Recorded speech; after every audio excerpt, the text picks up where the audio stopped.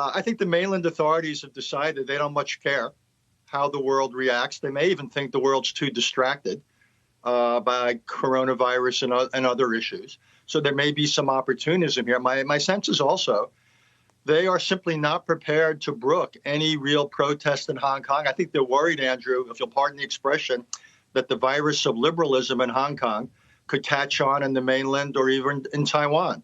So they are just going to crack down.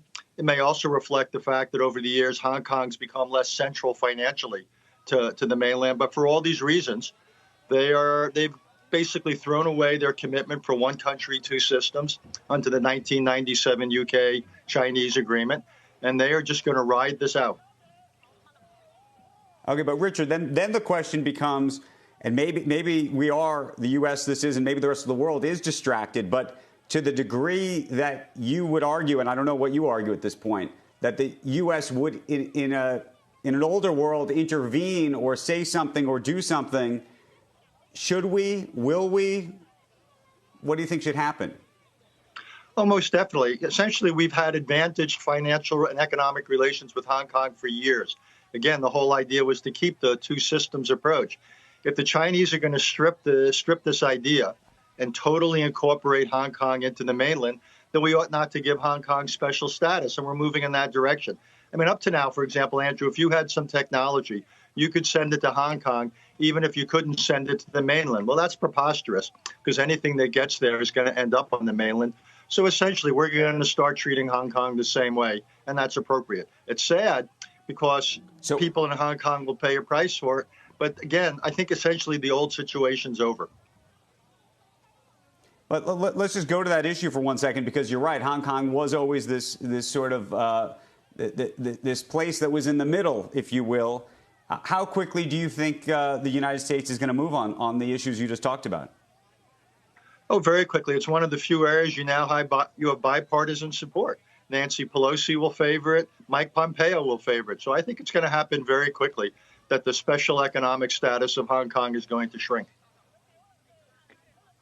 Let me also just ask you about, right now the EU has now barred American travelers, as you know so very well, from going to Europe. How should we think about that? How important is that right now? I mean, we can think of that as strictly a health issue, but I know there's a lot of people taking more away from it than even that. Look, it's a health issue. If you look at the charts of coronavirus cases and deaths, the U.S. and European graphs are badly diverging.